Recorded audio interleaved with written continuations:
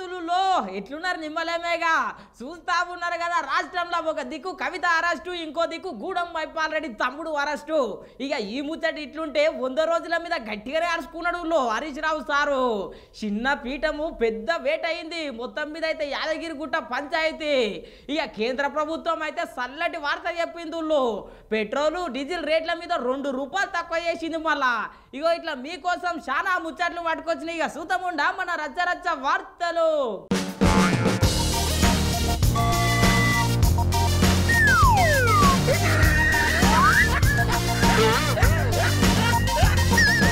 అగో మన తెలంగాణ రాష్ట్రానికి మోడీ సార్ వచ్చుడు కవితమ్మ అరెస్టు అయ్యుడు మస్తు మందికి మస్తు డౌట్ వస్తున్నదుల్లో మరి 2 సంవత్సరాల సంది ఎందుకు ఆపిర్రు ఇగో గిట్లా మస్తు పరిశాన్ ఉన్నలే ఈడీ అధికారులు వచ్చి ఏమేం చేసిర్రు అసలు ఎందుకు అరెస్ట్ చేసిర్రో ఓసారి అరుచుకొని వద్దాం పండి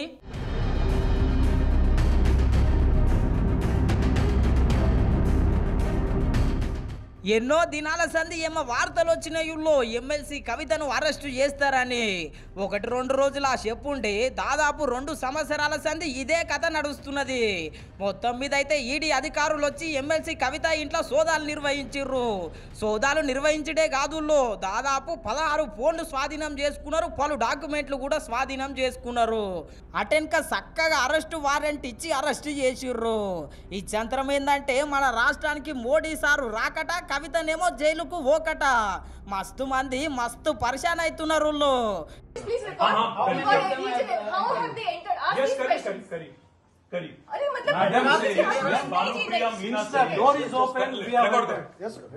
Madam Bhanupriya Meena says,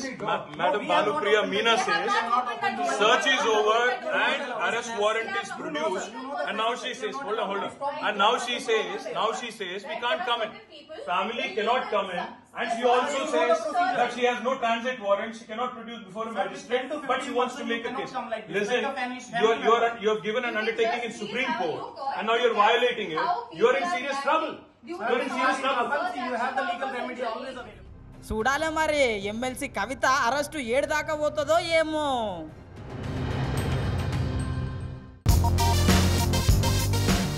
అరే గూడెం మైపాల్ రెడ్డి సార్కు ఎంత కష్టం వచ్చింది గూడెం మైపాల్ రెడ్డి సారు గుండకాయ అయినటువంటి ఆయన తమ్ముడిని అరెస్ట్ చేసిరంట ఇక మరి ఎందుకు అరెస్ట్ చేసిరు ఏం సంగతి ఓసారి అరుచుకొని వస్తాం పండి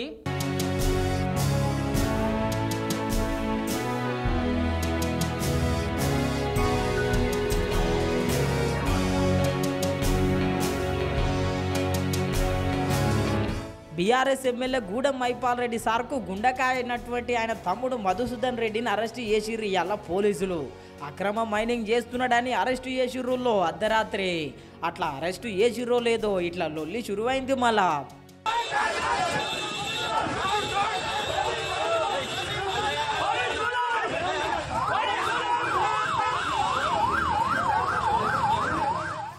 చూసిరు కదా అభిమానులు అయితే ఆగుతూనే లేరు ఇట్లా అరెస్టు అయ్యిండని తెలిసిందో లేదో హరీష్ రావు సారు దిగిండు మరి ఏమంటున్నాడో ఇనుండ్రి మీరు ఎంతసేపు ప్రతిపక్షాలను వేధించడము ప్రతిపక్షాలను ఇబ్బంది పెట్టడము అక్రమ కేసులు పెట్టడము లీకుల మీద లీకులు ఇచ్చుడు అన్ని కథనాలు రాయించడము బురద జల్లే ప్రయత్నం చేస్తూ ఉన్నారు అసత్యాలు ప్రచారం చేస్తున్నారు గోబల్స్ ప్రచారం చేస్తున్నారు దుష్ప్రచారం చేస్తూ ఉన్నారు తప్పుడు వార్తలను సోషల్ మీడియా ద్వారా ప్రజలకు పంపడం మీడియా హౌసెస్ ద్వారా లీకులు రాయించడం చిట్చాట్ల రూపంలో లీకులు రాయించడం ఇది ఒక రకంగా ఏంటంటే ప్రతిపక్షాల మీద బురద జల్లే ప్రయత్నం ఎంతకాలం చేస్తారు మీరు ఎంతకాలం చేస్తారు అల్టిమేట్గా న్యాయం గెలుస్తుంది ధర్మం గెలుస్తుంది మాకు కూడా న్యాయ వ్యవస్థ మీద సంపూర్ణమైన విశ్వాసం ఉంది తప్పకుండా న్యాయస్థానానికి వెళ్తాం మేము చట్ట ప్రకారంగా మేము న్యాయస్థానం ద్వారా తప్పకుండా తగిన రిలీఫ్ తెచ్చుకుంటాం ఇన్నర్ గదుల్లో కాంగ్రెస్ పార్టీలో జాయిన్ కాకపోతే గింతకాలం తిప్పలు పెడుతున్నారంట గిదేమి రాజ్యం గిదేం లెక్క అనబట్టే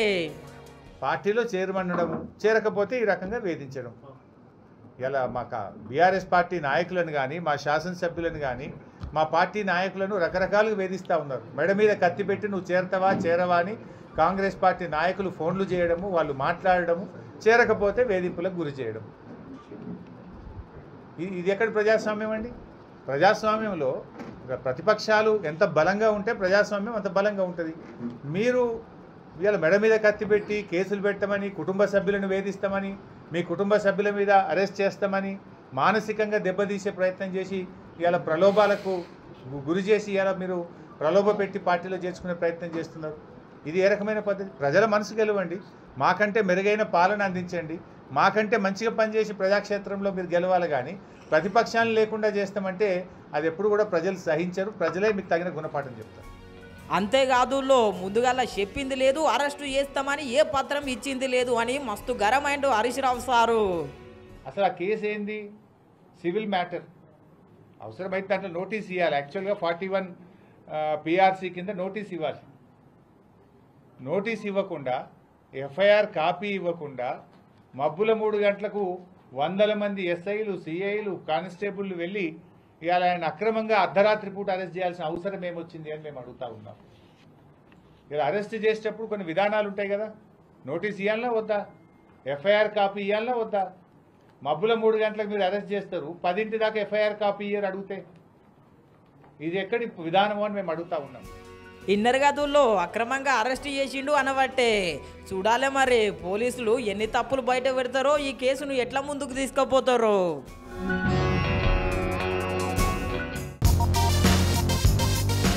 చిన్న పీఠం పెద్ద వేటు వేసిందుళ్ళు తెలుసు కదా అందరికీ. మొన్న యాదగిరి గుట్టలు అయినటువంటి పంచాయతీ మొత్తం మీద అయితే ఆగం ఉన్నది. మళ్ళీ పరిస్థితి కొత్త ఆలయ ఈవోను కూడా నియమించిర్రంట. పాపం ఆ సార్కు ఏం తెలియదు. ఇగో ఇట్లా చాలా డౌట్లు ఉన్నాయి మళ్ళీ యాదగిరి గుట్టం పంచాయతీ మీద. ఇక చూపిస్తున్నా చూడుండ్రి.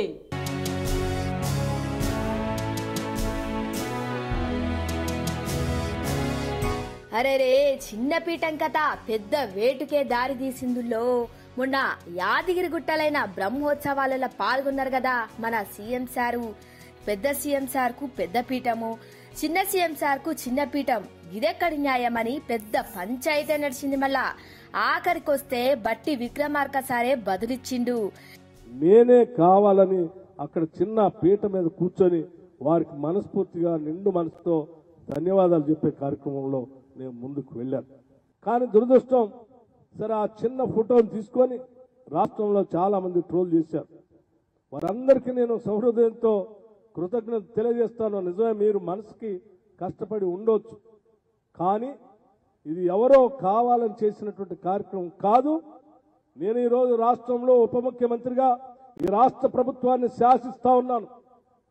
ఆర్థిక శాఖని, అట్లాగే విద్యుత్ శాఖని, ప్రణాళిక శాఖని కూడా నేనే నిర్వహిస్తూ ఈ రాష్ట్రంలో తీసుకునే అనేక రకాలైనటువంటి ప్రణాళికలు కానీ విధానపరమైన నిర్ణయాల్లో కూడా ప్రముఖ పాత్ర పోషిస్తూ ఈ రాష్ట్ర ప్రభుత్వాన్ని శాసిస్తా ఉన్నాను.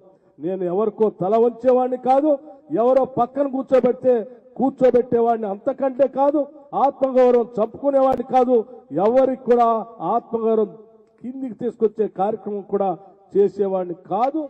గిట్లా ఎప్పుడు తప్పిదం కావద్దని గుడి పెద్దలు 10 పెద్దపీటలు కొన్నారు. ప్రోటోకాల్ విషయంలో పొరపాటు కావద్దని.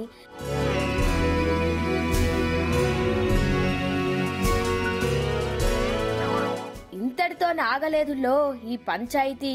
చిన్నపీఠం పెద్ద వేటు వేసింది గుడి పెద్ద మీద. ప్రోటోకాల్ విషయంలో పొరపాటు చేసిన ఈవోను బదిలీ చేసింది. ఇక కొత్త ఈవోను పెట్టింది.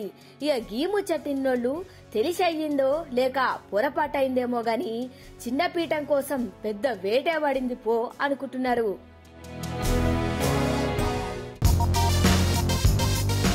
వంద రోజులలో ఏం చేసిరా? మొత్తం మీద మీరు రైతుల ఆత్మహత్యలు ఆగలేవు, ఎక్కడి పంటలు అక్కడనే ఎండిపోతున్నాయి, ప్రజా దర్బార్ అన్నారు, ఆగం చేసిర్రు అని హరీష్ రావు సార్ ప్రశ్నిస్తున్నాడు. మరి 100 రోజులైన సందర్భంగా ప్రెస్ మీట్ పెట్టిండి, ఏం మాట్లాడుతున్నాడో ఇందం పండి.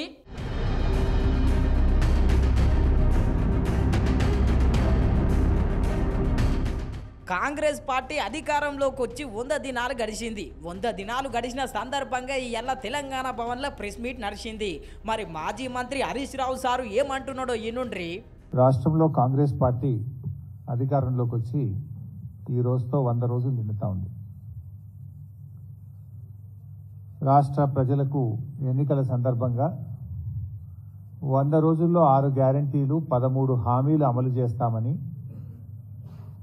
బాండ్ పేపర్ల మీద నోటరైజ్డ్ డాక్యుమెంట్లు చేసి ఇంటింటికి పంచి అధికారంలోకి వచ్చిన కాంగ్రెస్ తన మాట నిలుపుకోలేకపోయింది. రాష్ట్ర ప్రజల్ని దారుణంగా మోసం చేసింది. 100 రోజుల పాలన 3 విచారణలు 6 వేధింపులు అన్నట్టుగా సాగింది. అగగో ఇన్నర గదుల్లో కాంగ్రెస్ పార్టీ అధికారంలోకి వచ్చిన తర్వాత 3 విచారణలు 6 వేధింపులంట. అటెన్క ప్రమాణ స్వీకారం ఏమో 2 రోజుల ముందే చేసిరు కానీ హామీలేమో వెనుక కోతున్నారని వచ్చిండు. ప్రమాణ స్వీకారం చేసే ముహూర్తం మాత్రం ముఖ్యమంత్రి గారు 2 రోజులు ముందుకు జరుపుకున్నారు.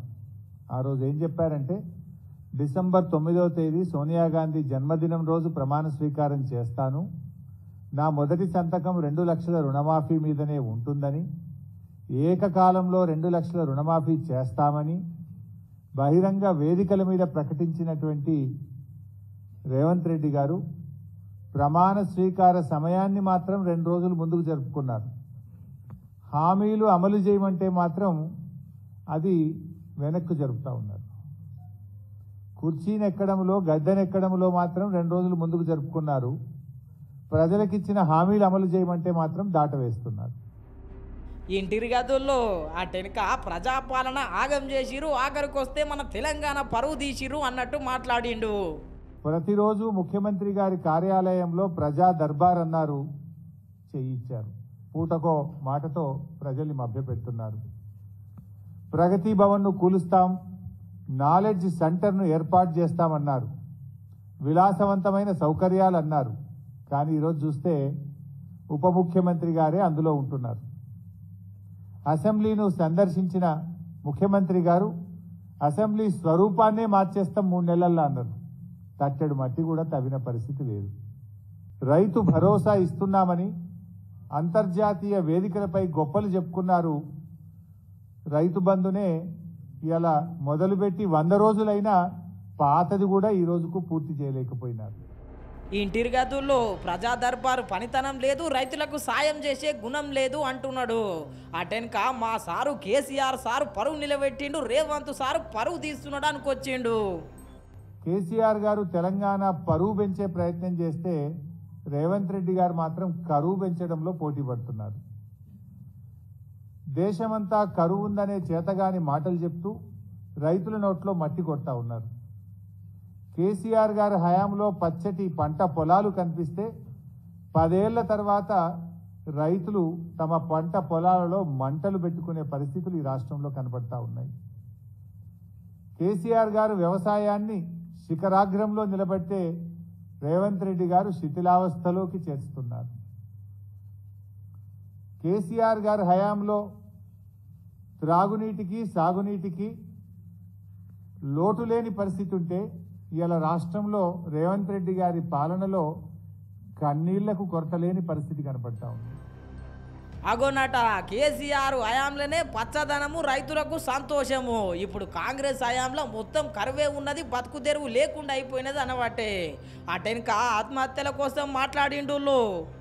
ఈరోజు రైతుల ఆత్మహత్యలు వీళ్ళు అధికారంలోకి వచ్చిన తర్వాత ఈరోజు 174 మంది రైతు ఆత్మహత్యలు చేసుకున్నారు. ఇవాళ వివరాలతో సహా ఏ ఊరు, వాళ్ళ ఫోన్ నంబరు మీకు మీడియా కూడా ఇస్తాం, వారి పేరు, ఫోన్ నంబరు, వారి విలేజ్ పేరు కూడా పెట్టాం. ఇందులో 174 మంది మీ 100 రోజుల్లో 100 రోజుల పాలనలో 174 మంది రైతులు ఈరోజు ఈ రాష్ట్రంలో ఆత్మహత్యలు చేసుకున్నారు.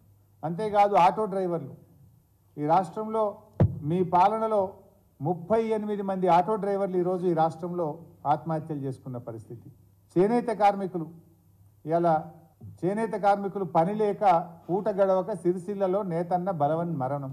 అంటే రైతు ఆత్మహత్యలు స్టార్ట్ అయినాయి, చేనేత కార్మికులు ఆత్మహత్యలు స్టార్ట్ అయినాయి, మా ఆటో డ్రైవర్లు ఆత్మహత్యలు చేసుకుంటున్నారు. ఆనాటి మళ్ళా పాత కాంగ్రెస్ పాలన ఉమ్మడి రాష్ట్రంలో ఆనాడు కాంగ్రెస్ పాలనలో ఏ రకంగా అయితే రైతు ఆత్మహత్యలు, చేనేత కార్మికుల ఆత్మహత్యలు జరిగినాయో మళ్ళీ ఈరోజు కాంగ్రెస్ వచ్చింది, కరువు వచ్చింది. ఇన్నరు కదా తెలంగాణ ప్రజలను మోసం చేసిరు, 6 గ్యారంటీలతోని ఆగం చేసిరు, పార్లమెంట్ ఎలక్షన్స్లలో బుద్ధి చెప్తారు అనబట్టే. ఈ అల్ల బల్మూరి వెంకట్ సార్ కూడా ప్రెస్ మీట్ పెట్టిండు. 100 రోజులలో మస్తు పరిపాలించిన మాయంత మంచిగా ఎవరు పరిపాలించలేడు అన్నాడు. 3 నెలల్లో మేము చేసింది ఏంది, 10 సంవత్సరాల్లో మీరు చేసింది ఏంది, బహిరంగ చర్చకి మేము సిద్ధంగా ఉన్నాము. ప్రజల్ని తప్పుడు దోవలోకి పట్టిస్తేనే ప్రజలు మీకు తగిన గుణపాఠం చెప్పారు.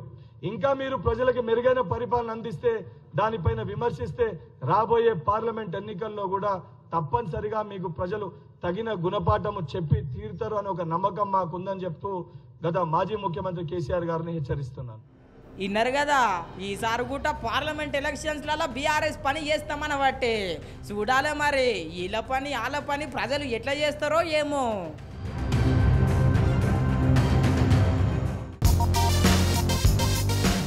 వారెవ్వా పవన్ కళ్యాణ్ సారా మజాక మొత్తం మీద అయితే పీఠాపురంలో అడుగు పెడుతున్నాడు. మళ్ళా ఎట్లున్నది సార్ కాడ పరిస్థితి, గెలిచేటట్టున్నదా ఓడిపోయేటట్టున్నదా ఓసారి అరుచుకొని వస్తాం పండి.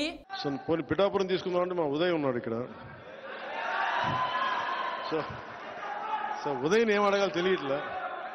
సో ఉదయ్ని అడిగి పిఠాపురం ఖాయం చేసుకోమని చెప్తాను.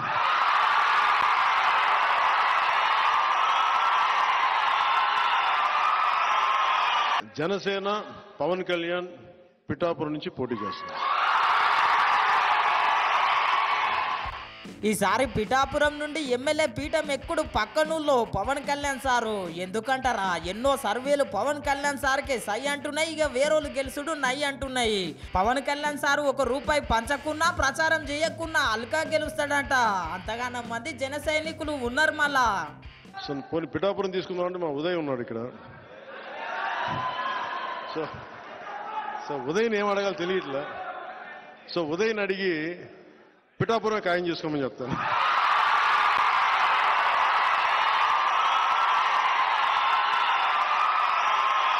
జనసేన పవన్ కళ్యాణ్ పిఠాపురం నుంచి పోటీ చేస్తారు.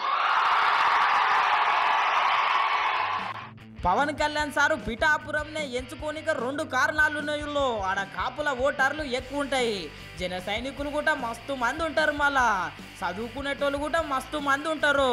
ఇక జగన్నాథ్ సార్కు ఉన్న వ్యతిరేకత ఓటు మొత్తం కలిసి వస్తుంది. అట్లనే టీడీపీ కూడా ముందుకు నడిచి వస్తుంది.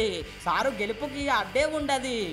ఎంపీగా పోటీ చేయాలా లేదా అనేది కొద్ది రోజుల్లో ఆలోచన. అంటే నాకేం అదే ఇవన్నీ ఎస్లు ఉన్నాయి నోలు ఉన్నాయి.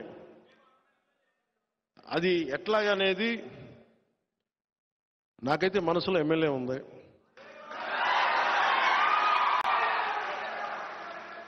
అందుకే నేను దాని మీద ఏం వ్యాఖ్యానించట్లేదు. పెద్దలతో మాట్లాడి నా నిర్ణయం చెప్తాను వాళ్ళకి. ఇంతేకాదు సారు కూడా మంచి సెంటిమెంట్ ఉన్నది పిఠాపురం మీద.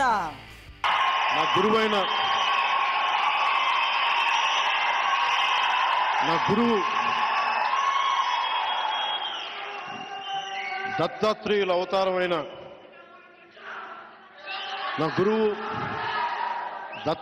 అవతారమైన శ్రీపాద శ్రీవల్లభుడు జన్మస్థలం అది, శక్తిపీఠం అది. అక్కడి నుంచి పోటీ చేస్తాం. విన్నారు కదా సారు సెంటిమెంట్ కూడా కలిసి వచ్చే అవకాశం ఉన్నది. అంతేకాదు ఈ నడుమ జగన్నాథ్ సారు కూడా మంచి వార్నింగ్ ఇచ్చిండు. జగన్ గుర్తుపెట్టుకో, అర్ధపాతాళానికి తొక్కకపోతే నా పేరు పవన్ కళ్యాణే కాదు, మా పార్టీ జనసేనే కాదు. మర్చిపోకు. రేపు ఎన్నికలైనప్పుడు వైసీపీ వాళ్ళకి తెలుస్తోంది మనం ఎంతో. నెత్తి మీద కాలేసి తొక్కుతాం కదా, అప్పుడు అర్థమవుతుంది మేమేంటో. విన్నారు కదా సారు వార్నింగ్ ప్రకారమే గట్టి పోటీ ఇస్తాడంట పిఠాపురం నుంచి. సారు సెంటిమెంటు, జన సైనికుల కమిట్మెంటు మొత్తం మీద అన్ని కలిసి వస్తాయి. సారు అల్కా గెలుస్తాడు అనుకుంటున్నారు ఆంధ్ర పబ్లిక్.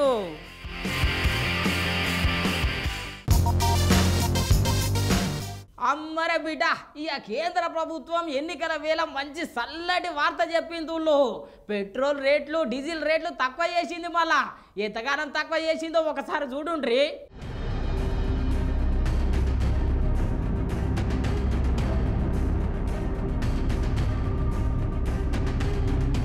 లోక్సభ ఎన్నికల వేళ లోకమంతా ఖుషయ్య ముచ్చట చెప్పిందులో మన కేంద్ర సర్కారు మొన్ననేమో మహిళా దినోత్సవం నాడు గ్యాస్ బుడ్డి మీద ₹100 తక్కువ చేసింది.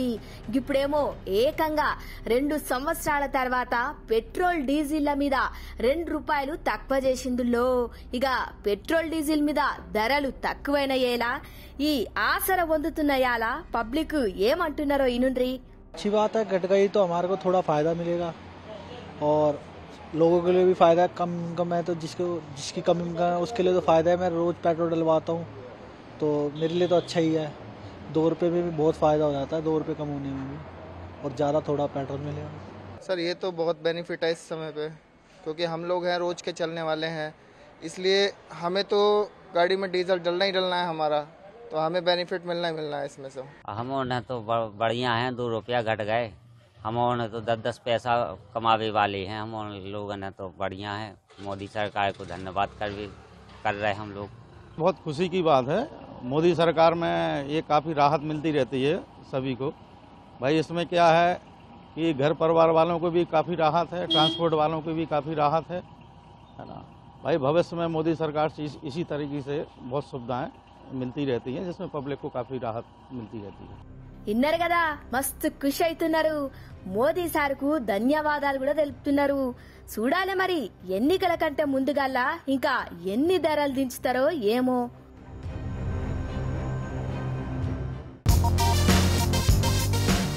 ఎన్నికల సందర్భంగా ఎన్నో సర్వేలు వస్తా ఉన్నాయిలో. కొన్ని సర్వేలు బీఆర్ఎస్ కు, కొన్ని సర్వేలు కాంగ్రెస్ కు, కొన్ని సర్వేలు బీజేపీకి, ఇట్లా వంత వాలుకుతా ఉన్నాయి. మళ్ళా ఒక సర్వే ముచ్చట తీసుకొచ్చిన, ఈ సర్వే ముచ్చట ఇంటే మస్తు పరిశాన్ అవుతారు. మళ్ళా పాపం బీఆర్ఎస్ కు గంతగానం పరిస్థితి వచ్చింది.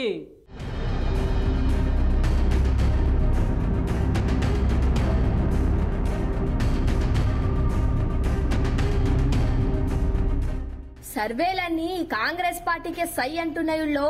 మన తెలంగాణ రాష్ట్రంలో 17 సీట్లకు 10 సీట్లు కాంగ్రెస్ పార్టీకే కైవసం చేసుకుంటుందంట. మళ్ళా అటెనక బీజేపీకి 4 సీట్లు, బీఆర్ఎస్ కు 2 సీట్లు, మజ్లిస్ కు 1 సీటు, గిట్లా పార్టీలు గెలిచే అవకాశం ఉందని చెప్పుకొచ్చింది ఏబీపీసీ ఓటర్ పోల్ సర్వేలా. ఈ సర్వే గిట్లా చెప్తే నెట్వర్క్ 18 సర్వే మట్టుకు బీజేపీ 8 సీట్లు గెలిచే అవకాశం ఉందని చెప్పుకొచ్చింది. ఏ సర్వేలైనా మొదలు కాంగ్రెస్ అటెనక బీజేపీ అన్నట్లే చెప్పుకొస్తున్నాయి. ఇప్పుడు రాష్ట్రంలో కూడా గట్లనే ఉన్నది. మళ్ళా పరిస్థితి బీఆర్ఎస్ పార్టీ రోజుకింత ఖాళీ అవడం మొదలైంది. ఇక సిట్టింగ్ ఎంపీలు కాంగ్రెస్ కు బీజేపీలకు దుంకుతున్నారు.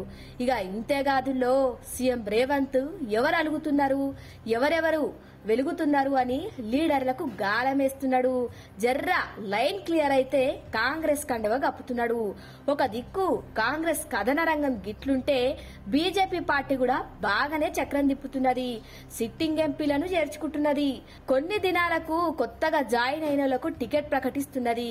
గిట్లా 2 పార్టీలు ఖాళీకుండా కాకుండా అందరినీ కలుపుకొని ముందుకు పోతున్నది. పాపం బీఆర్ఎస్ఏ ఖాళీకుండా లెక్కనే కాలంతా పోతున్నది. చూడాలే, సర్వేలు శాశ్వతం కాదుల్లో, ప్రజలు ఎట్లా తీర్పిస్తారో ఏమో మరి.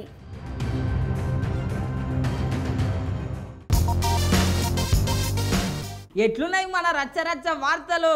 ఇక రచ్చరచ్చ లేవు, చూస్తూనే ఉండండి మన న్యూస్ 360 తెలుగు ఛానల్ను. రేపు పొద్దుగాల మళ్ళా మీ ముంగట ఉంటాం.